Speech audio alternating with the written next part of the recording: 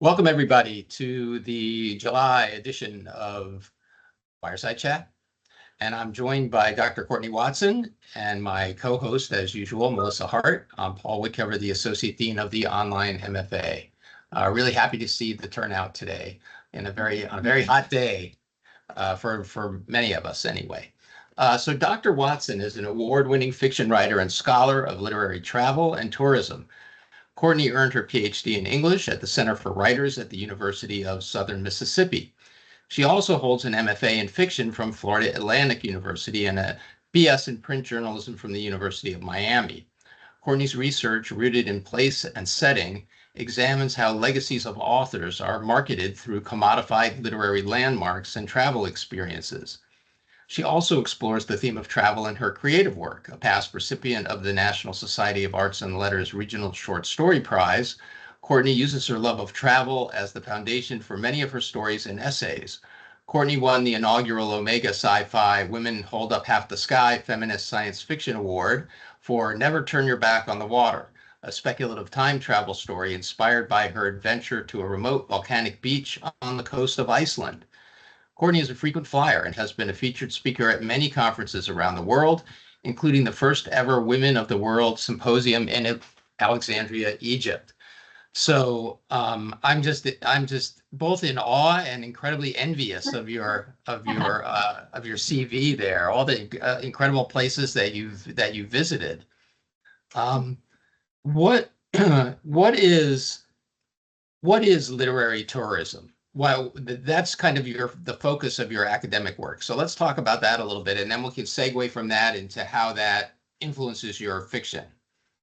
Sure, absolutely. So literary travel and tourism is the study of authors in the sites that they're known for, in the sites that they made famous. So it is sailing down the Nile with Agatha Christie, for Death on the Nile.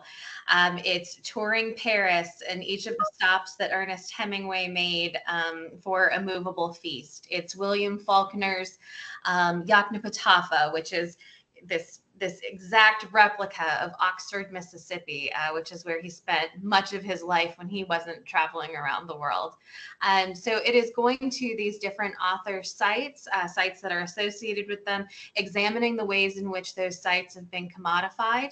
So for instance, Harper Lee and Truman Capote's Monroeville, Alabama, which is, dead on the town for To Kill a Mockingbird was set in. So it's examining those sites, examining the artifice around them, what has been created, and what the effect of that is. It ties into heritage economies that have sprung up in these cities that are now dependent on this tourism. And it also ties into what we can learn about an author's life and an author's legacy based on the places that they visited. So that's the short pitch of it. What's interesting about it, I mean, the whole thing is interesting, but what strikes me about it is like it has this kind of anthropological angle to it, right? It's not just like literary criticism. You're drawing in from other kind of fields in order to approach the topic of the author from a very interesting new angle. Yeah, absolutely. And when you're in the physical space where they wrote, where they talked about in their work, you can kind of see it in a different light, and it makes a little bit more sense. You understand their life a little bit differently. I had one summer where some friends and I, we had a couple of conferences in Europe, and we decided it was going to be the summer of Fitzgerald. Okay. So we went to 9 or 10 different sites that he had talked about in his essays, and he was in all of these places in the span of less than a year. So you really got a sense of what the last few years of his life were like, because he was just travel, never really settling, like very itinerant, very just all over the place. And that kind of matched up with what we know was happening to him as he was, sort of slowly devolving. The last time I was in London, I made a couple of pilgrimages, both I guess could be considered literary. I went to see Dickens's house. Yes. And that was quite incredible to just see all the artifacts of his daily life. They And have you're right. so much of his stuff. Yes. Yeah, yeah. And the other place I went to was Freud's house. I mean, and Oh, cool. Freud is not exactly, more, he's more famous as a psychiatrist than he is as a writer, but he was an excellent Mhm. writer. And so it was also interesting to see all the artifacts associated with his life. And it does give you a Mhm. different kind of, it brings you into an intimacy with the writer that is different from what you get from their books. Yes, absolutely. I agree with that. I had a wonderful experience. I was in Paris. I was invited to speak at the Sorbonne for it was Hemingway's 50th anniversary of the publication of A Movable Feast. And just by chance and by luck, I happened to be staying at the same hotel as Valerie Hemingway, Oh, who wow. was his daughter-in-law, who he commissioned when he wrote the book to basically follow him around Paris and act as his assistant. So she had all of these incredible stories about his life and his work and what it was like to be, a writer in her own right, but also just following around this famous figure during a really troubled period during the end of his life. So yeah, you can learn so much, and it gives you so much insight, I think, just to see the places where they were writing and where they were working, and where all the magic happened. So can you give me an example, like, of what would your if you're going to be writing a paper, let's say, well, in fact, you Mhm. were mentioning that you're Yeah. you're delivering some remarks in an upcoming Mhm. trip about Hemingway in Spain, Mhm. and you'll be visiting some of the places in Spain that he made famous in his work. So, Yeah. what is the angle? I mean, what? Just walk us through a little bit of, like, how you take the sense of place Mhm. and the legacy of the author, and what do you make out of that? Yeah, absolutely. Well, with Hemingway in particular, the talk that I am giving is about his war experiences. So, both as an ambulance driver in Italy when he was 18 years old and he got the injury that would shape the rest of his life, to the work that he and Martha Gellhorn did in Spain during the Spanish Civil War. So, lots and lots of interesting reporting that was a real departure from his fiction. Um, and I don't think he gets enough credit for this. He gets some credit. I mean, he's Hemingway. But I don't think he gets enough credit for really depicting the gruesomeness of war. Um, and also talking about, like, he was really gory, really graphic with it, didn't shy away from details. So just seeing that space where he was in when he was reporting, I think gives you a different perspective and a different insight. Hemingway also has, I mean, he has sites everywhere, but he has um, really, like, there's really great sites you can go to in the Florida Keys and in Cuba, and just get a sense of how deeply attuned he was to place. Hmm. Because he is very, very descriptive in his writing, and he has really, like, it's very spare prose, but at the same time, really rich details that just bring that space to life for you. So that's something that I've always found to be very, very interesting. I can definitely see that. I'm thinking about, like, moments in a lot of his short stories or in his novels where he really captures, like, the essence of a place, Mm-hmm. just with a couple of amazingly well chosen details in that kind of Yes. crystalline prose. Yes, So, absolutely. so what was it that drew you to this field? And was this even a thing when you began? Did you kind of help to forge this as a discipline? I would love to take credit for that. It was pure just luck. I was in, I think, my third semester of my PhD program at the University of Southern Mississippi. I was there to get a PhD in creative writing. So I was planning for my creative dissertation, which was a short story collection. But you still had to take a large course load of literature classes. And I happened into a class that was literary travel in the South. So for the semester, it was this traveling class, and we had a few different field trips. One was to Monroeville, Alabama.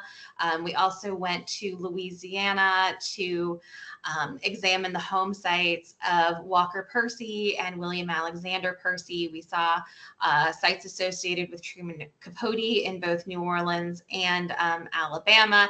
And that just really lit my mind on fire. Like I was at a point where I knew I wanted to work with literary modernists. I knew that I wanted the expats to kind of be my focus for my critical work and my critical scholarship, mainly because, I love to travel even back then. And I knew that they went to a lot of really cool places. And I was like, I too would like to go to really cool places. But I just happened into that class, and the professor became a mentor to me. She was on my dissertation committee. We are friends today. So I have to give her a lot of credit for that. Just because she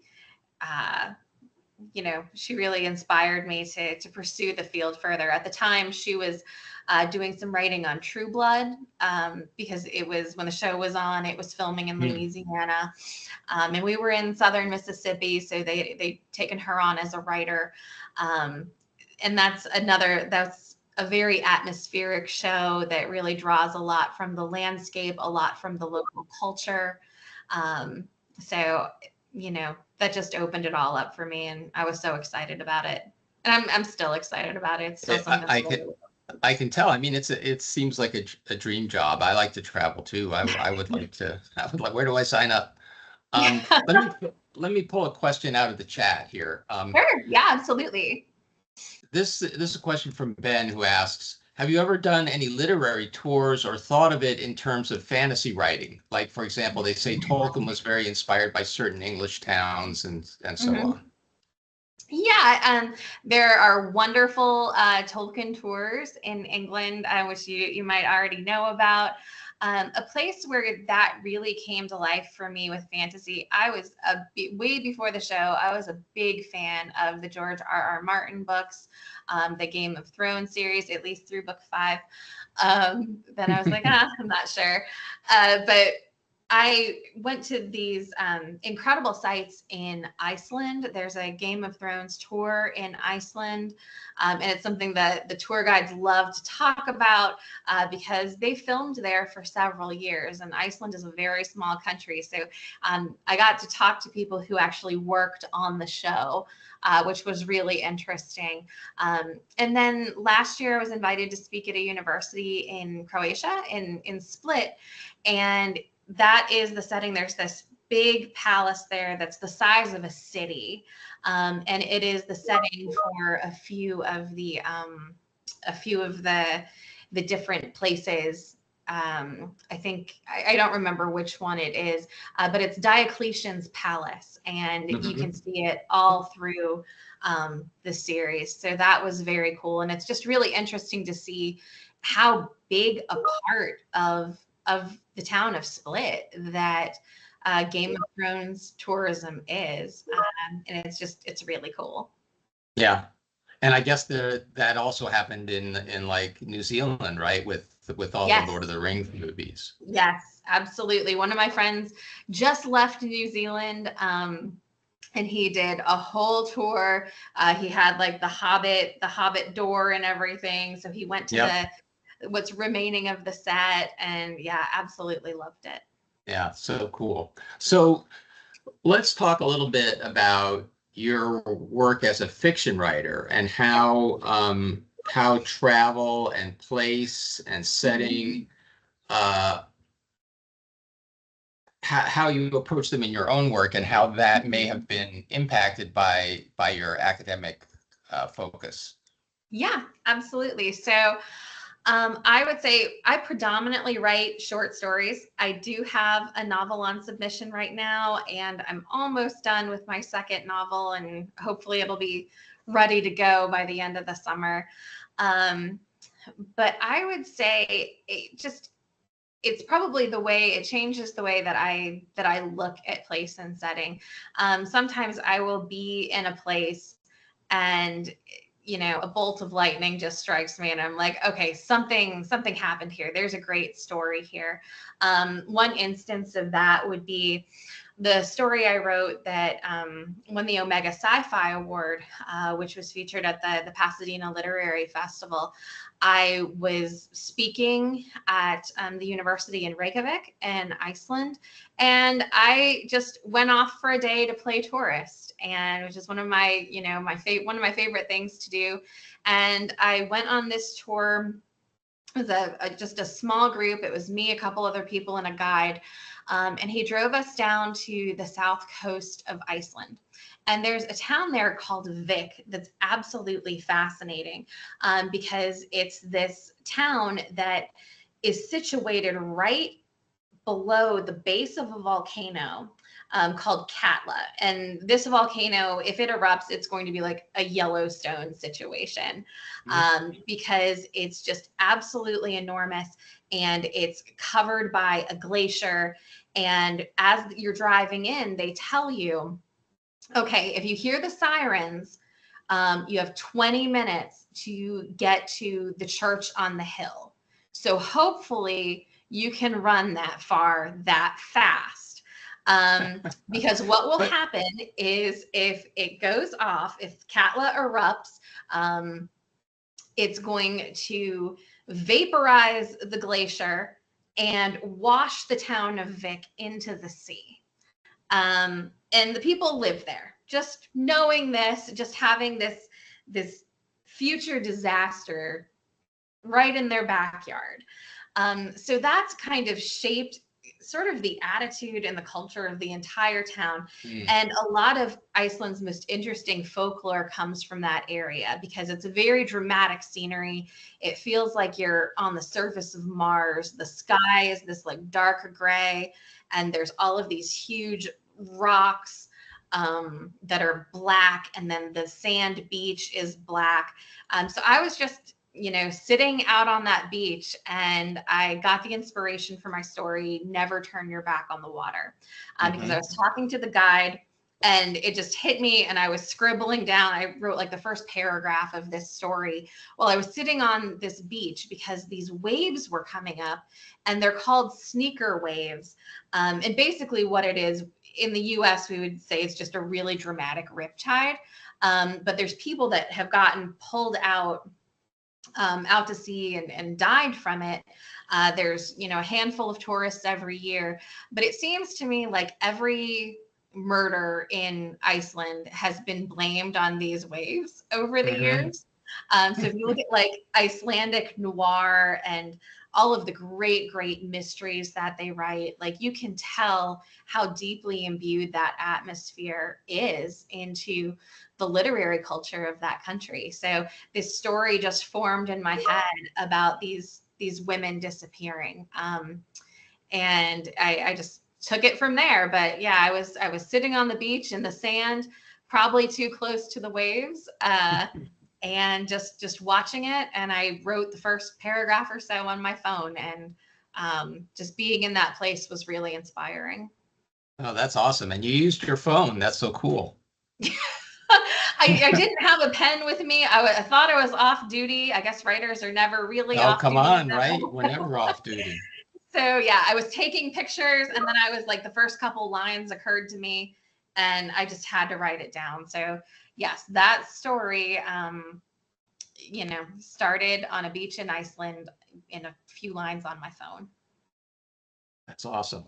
And then what about the novels that you're working on?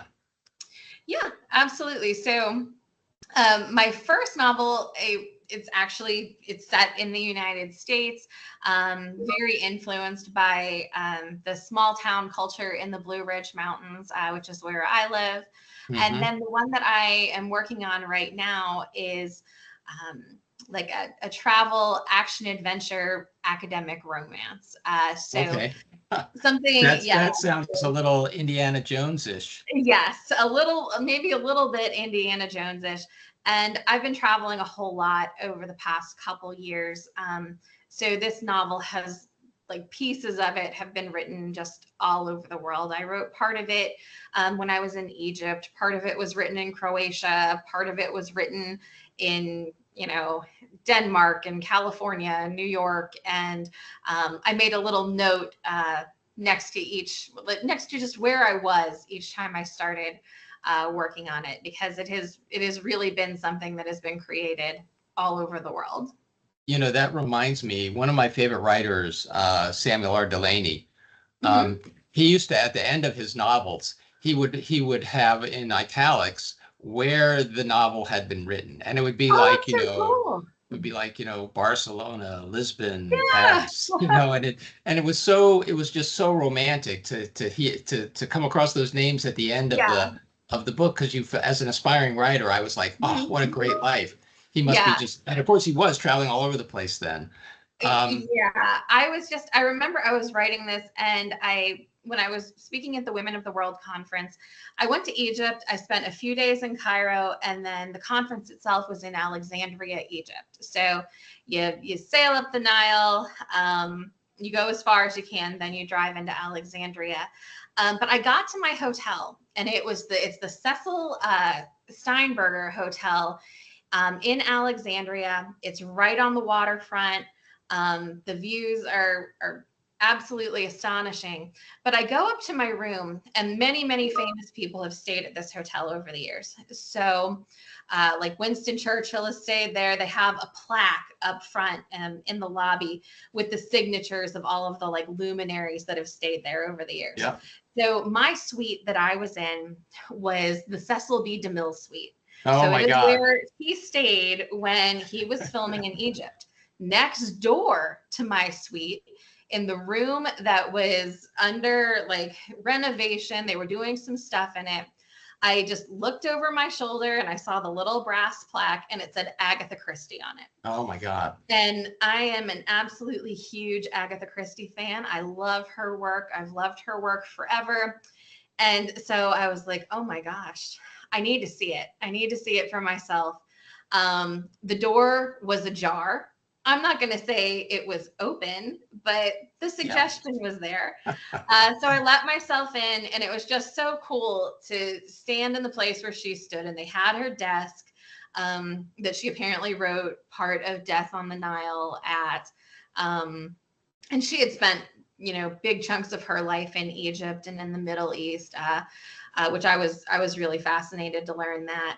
But it was just really cool to be looking at the same view out the window and to be in the same space that she had inhabited at a distance of about 75 years or so. Yeah, right. So a little light breaking and entering, or just entering. I didn't actually break anything, but I had to see it.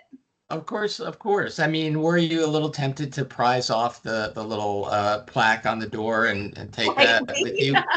I took lots and lots of pictures. Right. Yeah. Oh, that's so cool. And, even as you're mentioning, I'm thinking of like all of the great writers that are associated with Alexandria and with Egypt, like, Paul Bowles and yes, Lawrence Durrell and Cavafy, the poet. I mean, it's just really, I don't think about it that often, but now that you have brought it to the forefront of my mind, I realize that there are a lot of places that are just indelibly connected to writers, or writers connected to those places. I mean, specifically, like we think about Europe a lot with the expats, but North Africa, I mean, is all over the map with writers in Marrakesh and throughout Morocco, Tangier, right, like and Egypt as well. So yeah, when I get the opportunity to do so, I would love to investigate that further. I had a blast in Egypt. So I would definitely, I've been to Morocco, but I'd love to spend some more time there too. So on that note, let me pull another question from the chat, which is somewhat related to this. What has been your favorite place to visit and learn about? I think the place there's a dozen, but I think the place that really started a lot of this for me was, of course, in the South. I had moved from Miami to Mississippi to go to graduate school. It was a very, very different culture. And I had loved Southern writing for years and years and years. So it was a real thrill to go to Jackson and go to Eudora Welty's house and see the spot where she wrote so many of her stories. So I would say the tour of the South was wonderful to be able to go to those spaces. Key West was a place that, started a big part of my interest in this. I went when I was a student, actually, in my MFA program, and it was for historical fiction. It was the theme of the conference. It was the Key West Literary Seminar. Billy Collins, the poet, was there, and it was one of the last major public appearances that Gore Vidal made. And so he gave this big talk that was just fascinating. So being able to, and Key West is such a small enclosed island, you can pretty much see everything. You can walk from place to place and just happen upon things. I remember going to Bahama Village just because I was curious, and I found this restaurant there called Blue Heaven, and I was talking to the proprietors and saying, like, I was like, I'm in grad school and I love Hemingway. And they were like, well, funny story. He used to get drunk here and referee boxing matches. Oh, wow. Right over there. And so, like, going to Sloppy Joe's saloon, that was awesome. Just seeing these places, all these sites in a place that was really meaningful to one of my favorite writers was very cool. So both of those sort of ignited my imagination. And it's interesting too, like, I was like, oh, I'm not going to have anything really that's local to me, but I've been able to find some really interesting stuff. In Wake Forest, they had an estate sale probably 6 or 7 years ago for Maya Angelou's home. And I was like, oh my gosh, this is crazy. Like, I can go to her house. This is so cool. So my mom and I waited in the long line to get in. And of course, everybody just bolted to the library because everybody wanted a book that had been owned by Maya Angelou, myself included. So I went and I have her copy of The Sound and the Fury. And I also have one of her own books that she had signed, and they have the book plates in them that say "From the Library of Maya Angelou." Wow. My mom, though, she was like, "You go to the library. I want to see the rest of this house," because it was this massive pink palace. And so my mom, we were checking out, and she had this box, and I'm like, "What are we getting of Maya Angelou's exactly?" And she got her Christmas decorations. Oh my she got gosh. her Christmas ornaments. So we checked out, we scurried to the car with our prizes. So now every year when I put up my Christmas tree, I have a few decorations, a few ornaments that belong to Maya Angelou. So that's incredible. It's only like an hour away from me. So it was a one-day adventure. I'm speechless. I mean, how is this even possible? How could her library and her Christmas ornaments and everything else not be in a museum somewhere? That's what I thought too. I'm like, Wake Forest isn't keeping this stuff. And in all fairness, she did have a lot of stuff, like a lot of stuff. And I'm sure they have like the really illustrious stuff. Like, I'm sure they have her manuscripts and stuff like that. Right. But yeah, I would say keep your eyes open, definitely, because no kidding. Yeah, these kind of things happen way more often than we think, especially if you're near New York or LA. Keep your eyes open. So did she leave any notations in the Sound and the Fury? There are some underlines, yeah. So I imagine she was using it when she lectured at some point at Wake Forest. It was just a really cool thing to get, and it's awesome. I was so excited, and I have it on display now. I'm sure at my house, just for a little inspiration sometimes. Right. Because sometimes we do as writers, just need a little help. Sometimes. Yeah. I need it all the time.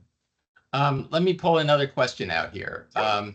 How have you incorporated culture into your literary studies? Have you focused on gender studies or post-colonialism or anything like that? Yeah. I can only imagine the dynamics impacted by the difference in culture and that it would impact your writing. That's a great question and observation. That's a great question. I would say definitely for culture, I would say a gendered aspect of culture. Um, it was through my, love of Hemingway that I happened upon the work of his third wife, Martha Gellhorn, who is a staggering writer in her own right. She's often eclipsed by his work. And she talks about him in his work, and she's very sly, and you get a really interesting portrait of him from her perspective. She has this one essay collection, or it's her collected letters, I think, called Travels with Myself and Another. And Another is Hemingway. And she titles him, her name for him in the book is UC, Unwilling Companion. So when they met, when they were both covering the Spanish Civil War, and their relationship went into World War II. She was, trying to make a name for herself. She was already this well-respected journalist, but she was really trying to make a name for herself. So D-Day approaches, and she's like, one, I'm gonna go, and two, I'm gonna write this for Collier's. And she's planning on doing this. She tells him about it. And then he decides, I'm going to go and I'm going to write this for Collier's. So he calls up the editor, gets her spot, her ticket, takes all of her background work, and he heads off to Paris. He lights off to Paris, where all of the other reporters are going and staging. So she's like, all right, there's another way I can do this. So she gets on a military ship disguised as a nurse. She is the only reporter, not just the only woman, she is the only reporter landing on the beach on D-Day while Hemingway is busy liberating the bar at the Ritz Hotel in Paris. So I would say definitely it really changed my perspective on him. And just, for women of her generation, the role that how much she had to fight, like the role of misogyny, and the way that it really influenced the trajectory of her career. So culturally, certainly there's plenty of gender stuff to be unpacked. She didn't just have to fight against the, the gender, imbalances of the culture of the day, but they were all personified in her husband, and she had to. Yes. I mean, what a low move that was to like steal her spot. And she's got a million of those stories. They lived together at Casa de Flores in Cuba. That was their house together. And just as their marriage was deteriorating rapidly, she has just a million stories about him. And it really it completely made me rethink parts of my perspective and just created an even richer and more dynamic picture of him. And I think as writers and as people who study writers and people who study writing, having that additional dimension can be really, really helpful. Yeah, absolutely. Yeah, I mean, Hemingway is such an interesting writer. I don't want to turn this into like a symposium on Hemingway, but I'm a big fan of Hemingway, and he does personify like so many of these qualities that we associate with like machismo and just male superiority and everything, and yet at his best, his writing is so sensitive, and all of those qualities are completely absent from his best work somehow. Absolutely. And I think with his writing too, there's some artifice there in the commercial work he did. And you see, like, he really played up that persona when he was writing for Esquire.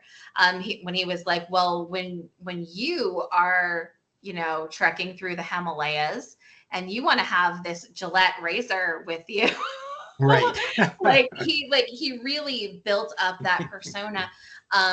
And it's fairly divorced from his creative work and from his more serious essays too. Yeah. I mean, I guess part of the trouble for him came about when it became increasingly difficult to distinguish for himself, maybe to distinguish between the persona and and the writer. Absolutely. And that's something we see, I think, with Fitzgerald as well. He's another major figure that I've spent a lot of time with, and I've gone to conferences and talked about, and I've written about and published about. And he too, I think, really struggled to maintain that persona, to be, F. Scott Fitzgerald, instead of just, Right. Alcoholic Scott who had some problems and needed some help. And Right. yeah, definitely. I mean, in today's terms, that would be their brand, right? They were skillful in developing their brand. And Fitzgerald too had a fraught relationship with his wife, who was also a talented writer. Absolutely. And in many ways, maybe he didn't pull as blatant a move on her as Hemingway did with Martha Gellhorn, but still some things probably not to be proud of. Yes, absolutely. Well, this is really interesting. Let's see. There's a couple of other things I want to touch on. I want to invite people to throw questions into the chat so that I can ask them of Courtney. And Melissa, if you have anything that you would like to ask or comment on, please feel free. The other thing I wanted to do, and I'm going to just do it now so that we don't lose track of this, is I know we have people from the BA program in creative writing here in our audience, and just by coincidence, or maybe not, the three of us here, Melissa and Courtney and I, are the three of the people who look at the applications to the MFA program and make the decision about whether to admit a student, an applicant, or not. So I thought it might be helpful to talk a little bit just about what is it that makes a good application? What is it that's going to get you accepted? Or more to the point, what is it that's going to get you rejected? What should you not do in an application? So what are some of the things that you've seen, Courtney? I would say definitely follow the rules.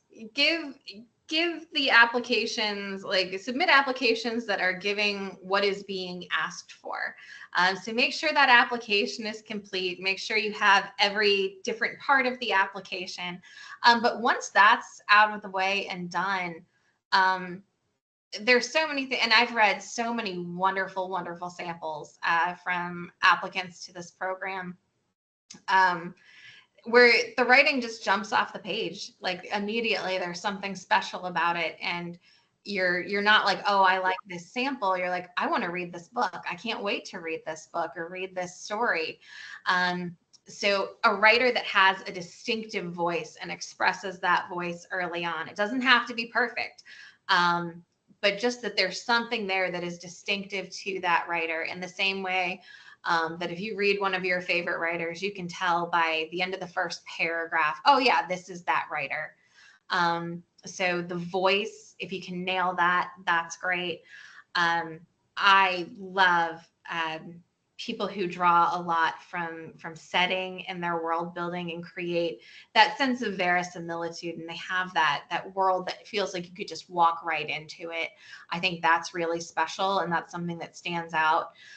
People who do dialogue well, we see a lot of dialogue that is uneven or maybe feels a little haphazard. So that's something that gets refined over the course of the program. But anybody who does dialogue well right off the bat, that always stands out as someone who is going to be really good at creating distinctive voices for each character. So those are the three that immediately come to mind to me. What do you guys think? What do you think? I would agree with all of those. I was going to ask you about whether it is better to do like a self-contained complete scene or short story, or whether an excerpt from something longer that might not resolve itself, in the way that the end of a chapter might. For example, would it be better to do something that's self-contained in that way, or not? What's your preference as a reader? I love something that makes me want to read more. So if it's like the first chapter of a novel and it makes me want to move on to chapter 2 and be like, oh, I really want to know what happens next. But it's also good to see if a writer can carry a story, like if they can just nail it, beginning, middle, and end. So I would say they both have their virtues. But I do love something where I'm like, okay, I need to know what happens next. I can't wait to know what happens in this person's story. Yeah. What do you think, Melissa, if you care to chime in? Yes, I care to chime in. Sorry, I just sent Ben the wrong link on something. You know, I just taught for the Sacramento Writers Group a class on first paragraphs or first pages.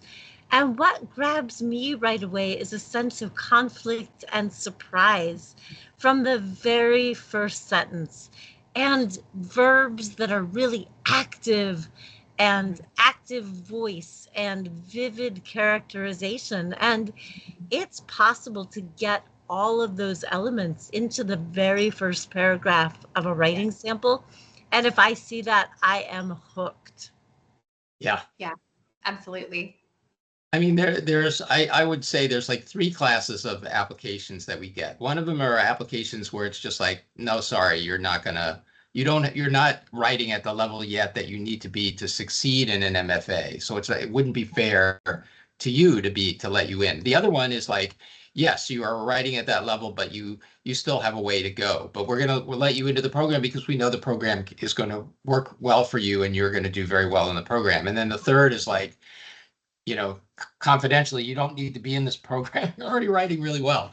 But we let those people in too. Yes. So let me turn to the chat where we have some questions here. Sure. Actually, here's one. Here's somebody that asks, is it a problem to send a writing sample that starts at chapter 5 instead of chapter 1?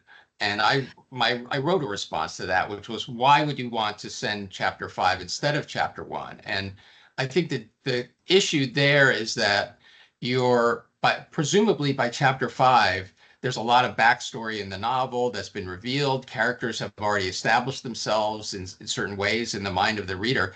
If you're just jumping in with chapter 5, the person that's evaluating your work might feel a little bit at sea, right? Because they won't have seen these characters introduced. They won't really have enough context necessarily to make certain judgment calls about the quality of characterization, maybe use of pacing and plot.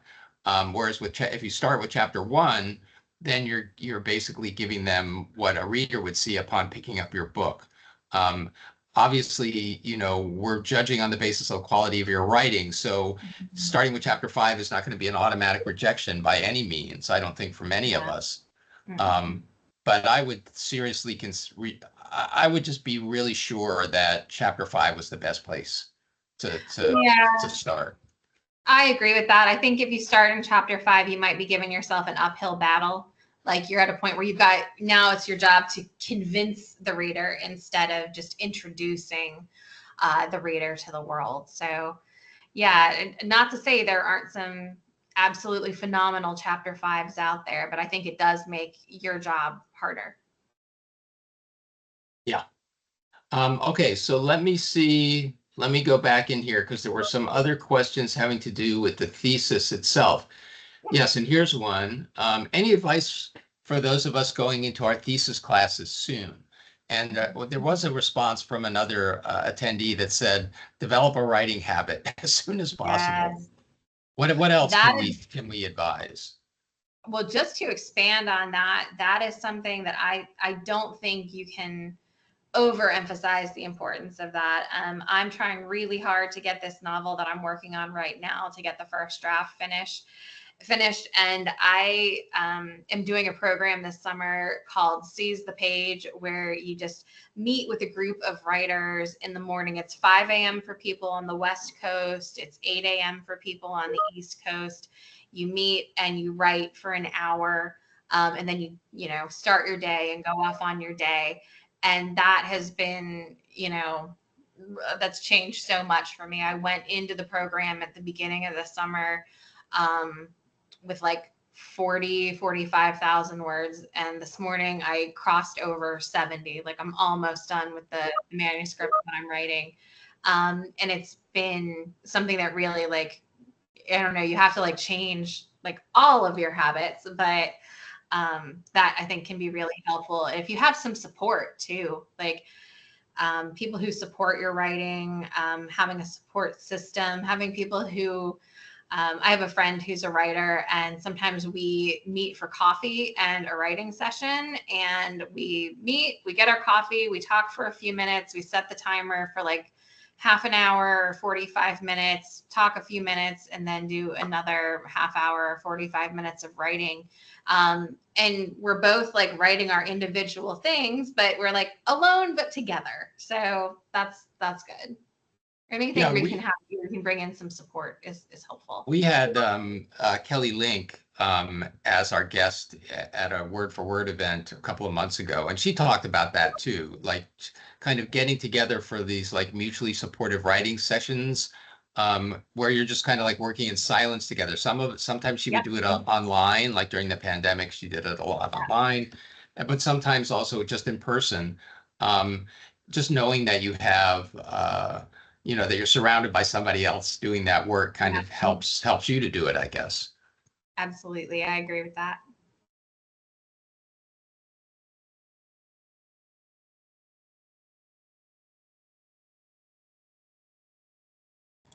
I'm scanning the chat looking for more questions. Do you have another one from there, Melissa?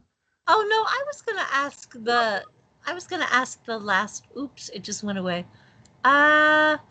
Anne says, what's your writing routine to get your head in the game? Did you already talk about that? No, we haven't. Yeah. So what mine is I'm committed to writing for this project. This changes wildly depending on what I'm working on. But for this particular project, to get this book done, it's 8 a.m. to 9 a.m. every morning is my first writing session. And then typically I go for a walk and decide if I have any more writing in me for the rest of the day. But I mean, in some days it's going great and I write a lot more, and other days it's just that hour. But it is that hour. Yep. So I'm, just being really committed to it. I think that's the only way to get a novel done, honestly. Like I come to this as a short story writer. I love the form of the short story. And just the way that it's so contained. But yeah, writing a novel is a different beast, and it's something that I think you have to modify your approach to it, or I certainly have. Yeah, no, that's also something that Kelly Link was talking about in that Word for Word section, because she recently wrote her first novel, and it came out earlier this year. Great book. Yeah. Real doorstopper. It's quite a large novel, but she talked a little bit about having to create new habits in order to shift from writing short stories to writing something of this length. Like, for example, when she said that when she was writing her short stories, she would always at the beginning of every writing day go back to the beginning of the story that she had written, and kind of progress through making edits and so on and so forth, and re-immersing herself in everything that had come before, until she reached a novel. Yeah. After a novel, 100 pages in, you can't do that anymore. Yeah. So what about dividing the time between your fiction and your other work, your academic work or your travel writing work? How do you make that kind of choice in terms of time management? It's a really tricky balance, largely influenced by deadlines. What thing is due at what time? So the process for academic work, whether it's an academic monograph or a single article, the process for peer review is very, very different than my creative work. So I have projects that are going through the editing process for months and months. Like the research process takes a long time as well. My creative work is kind of, taken from the time in between the academic projects. So right now I have the summer. Like I have the summer to finish this manuscript and get it off to my editor and my developmental editor. And, you know, that's the time that I have for this. So that's, I mean, there's an end point to when I need to shift focus and start the next thing. And so even this week, I'm committed every morning to working on the novel. But at the same time, I'm refining and polishing and rewriting parts of my talk that I'm giving in Spain next week. So it's shifting back and forth between those two projects. And then, you know, everything else as it comes up. So it's deciding what needs your immediate attention and focus right now, Right. getting that done, and then, you know, shifting, because I can't toggle back and forth really between academic and creative like in the same day or in the same writing session. I know people who do that, and I need them to remain two distinctive things. So yeah, it depends on when projects are due, really. So do you find though that sometimes you'll be, you know, okay, you had your hour in the morning on the novel. Now it's time to be working on the you know, revising your talk. And then Mhm. suddenly a lightning bolt flashes. Oh, I needed to have done this morning. This is what I should Yeah. have done in the scene, or this is what needs to happen tomorrow. Do you just Yeah. stop and make a note? Do you go back and rework what you were working on? If something like that happens and I just get a great idea, the academic work will probably be dropped that day. Yeah. And Okay. I'll chase that and write it out, like, you know, as thoroughly as possible, and then get back to the academic stuff and just go back and forth and try to give Right. everything the attention that it deserves. And I never quite make it, but I am trying. So And it must happen in the other direction too. I would guess that sometimes you'll be oh working yeah. on the novel, and Yes. and as you're talking, you know, as we began this discussion talking about the ways in which, you know, your academic research into literary tourism impacted your ideas of setting and place in fiction, and how that had, you know, had an impact on your own fiction writing. I mean, Yeah, it's a two-way street, right? They're always influencing absolutely. each other, it sounds like. Yes, yes. It's at least a two-way street. There's, you know, there's stuff coming from all directions. And as part of my academic work, I read a whole lot. And I read really widely in nonfiction. As like my personal preference is fiction, of course, but I read a whole lot of nonfiction and you know, manuscripts and archival material and all sorts of research ephemera, um, and to see, like, you know, famous writers second guessing themselves in the little marginal notes that they write to themselves on the handwritten manuscripts. I mean, it just gives you a world of ideas of things to Hmm. play with and notes to write down. So I have, you know, I keep an open file whenever I'm writing of stuff that I know, like, oh, I'm going to use this in a story someday, or I'm Yeah. going to use this in a novel someday. So Yeah. yeah, I mean, you can get a lot of inspiration just in research, I've found. Yeah. I mean, that's always an issue that a lot of writers have is like, where do you draw the line with research? How do you know when you've researched too much? Can you Yeah. research too much? How do you know what to use and what not Yeah. to use in a particular story? And of course, it's very different if you're researching for, you know, a nonfiction piece Yeah. than if you're researching for a work of fiction. Yeah. I think for fiction, you want to know enough to create that sense of realism, that sense of verisimilitude, that it can pass muster with the reader, and the reader's like, okay, I'm confident that the writer knows what they're talking about.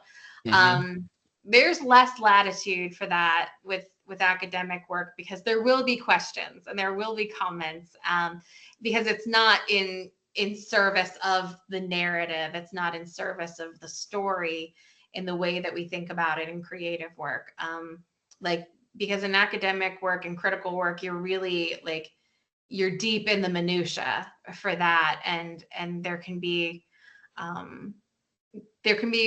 really interesting questions that come from that you need to be prepared to answer.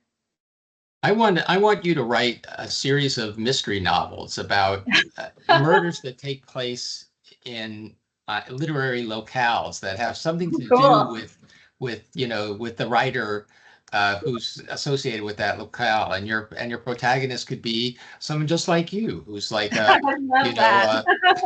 I absolutely love that. Well, okay, you can have that one for free. I would be your #1 fan. I would eat it up. And some people in the chat agree with me that it would be a good idea and you'd be perfect to write it. Cool. Very cool. I love it. So when you get back from your upcoming trip, then you're gonna be kind of home for a while.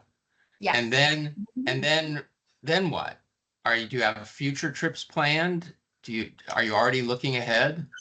I always have a trip planned. That's just how I'll be on the plane home, and I'll be like, oh, this looks really interesting. And I've gotten to the point in my career where I'm really lucky and I get invited to a lot of stuff, way more than I can actually go to. But yeah, if there's something that catches my attention or captures my imagination, I'm like, all right, well, it's 15 hours from DC to Dubai, so I guess that's what we're doing next week. Uh-huh. And it's all about trying to find that balance. And because ironically, I am a homebody. I love being at home, but there's something about the lure of being out in the world that's also deeply appealing to me, and something I just really love. Yeah, no, that comes through very well, and your the way you talk about your travels and your passions. I mean, it seems like to me that you have been able to create a career for yourself that indulges all of your passions. I mean, it's wonderful. Yeah, well, I've really enjoyed it so far. It's a whole lot of fun. It's a whole lot of work, but it's a whole lot of fun. Right. Well, all right. If we have, I think we have time for one more question. If anybody wants to throw something into the chat there.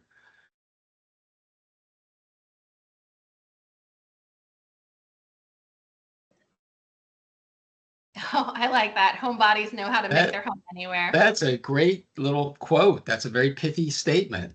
I agree with that 100%. And Amy says, I'm very interested in your novels. When can I be on the lookout for them? Well, hopefully stay tuned. I have one that's out on submission right now, that I'm hoping will be, my agent and I have our fingers crossed about that one. And this other one, I'm hoping to, finish it within the next couple weeks and go into edits right away, and then get that one out on submission as well. So if either of them get picked up for publication, you guys will be the first to know. Excellent. And I'm sure that will not be long in coming. I feel pretty confident about that. All right, well, that's going to be it for tonight's Wireside Chat, everybody. I want to thank everybody for coming. I want to especially thank Courtney for a really wonderful discussion about something that I didn't know very much about coming in, but it turned out I think I knew a little bit more about it than I thought. You kind of made me realize the way in which this is something, literary tourism is really something that is so pervasive in the way that we think about writers and writing. It's a kind of travel that everyone can do. Yeah, there's something interesting in every corner. Every town, even. Thank you so much. Thank you so much, Paul. Thank you, Melissa. And thank you, everyone, for coming. It's been a pleasure. All right. Thanks, Melissa. And we'll see you all next time, I hope. Yes. Thank you. Bye-bye.